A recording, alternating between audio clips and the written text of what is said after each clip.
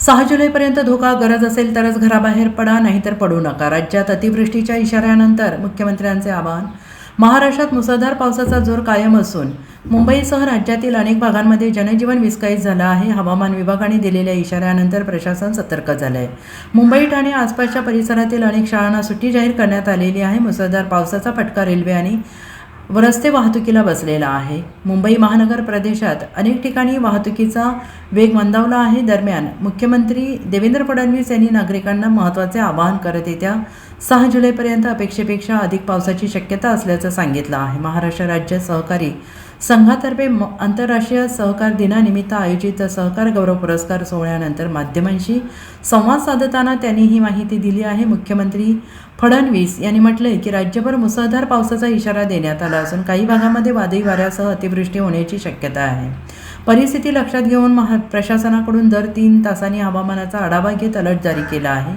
अनेक ठिकाणी शाळांना सुट्टी जाहीर करण्यात आलेली असून नागरिकांनी अत्यावश्यक कामाशिवाय बाहेर पडणे टाळावे आणि प्रशासनाच्या सूचनांचे काटेकोर पालन करावे असे त्यांनी जाहीर केलं आहे।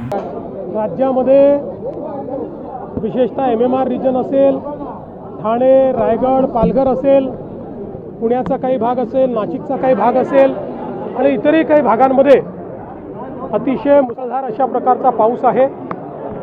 कालपासनं आपण वेगवेगळे अलर्ट दिलेले आहेत। विशेषतः या भागामध्ये 6 तारखेपर्यंत सातत्याने अतिशय मुसळधार पाऊस असेल, वादळं देखील येतील, ॲव्हरेजच्या पेक्षा कितीतरी जास्त पाऊस होईल अशा प्रकारची जी काही अलर्ट्स आहेत ही अलर्ट्स आपण देतो। त्या भागातल्या नागरिकांना देखील आपण सातत्याने दर 3 तासांनी SMS देखील पाठवतो। वेगवेगळ्या प्रकारचे अलर्ट्स देखील आपण देतो आहोत। आज अनेक ठिकाणी शाळांना आपण सुट्टी दिली आहे। लोकांना आपण विनंती केलेली आहे की प्रवास टाळता आला तर तो टाळला पाहिजे, जेणेकरून आता ज्या प्रकारे पाऊस आणि ज्या प्रकारचं वादळ आहे त्याच्यामुळे काही अपघात त्या ठिकाणी होऊ नयेत या दृष्टीने त्याचा देखील अलर्ट आपण दिलेला आहे। NDRF, SDRF आणि आपत्ती व्यवस्थापन कक्ष प्रत्येक गोष्टीवर नजर ठेवून आहे। ज्या ज्या ठिकाणी अडचणी तयार होत आहेत त्या ठिकाणी अडचणी दूर करण्याचा प्रयत्न चाललेला आहे।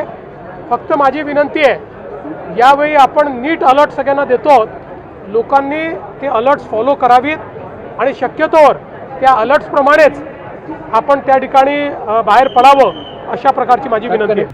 Bureau report SBN Marathi, Mumbai.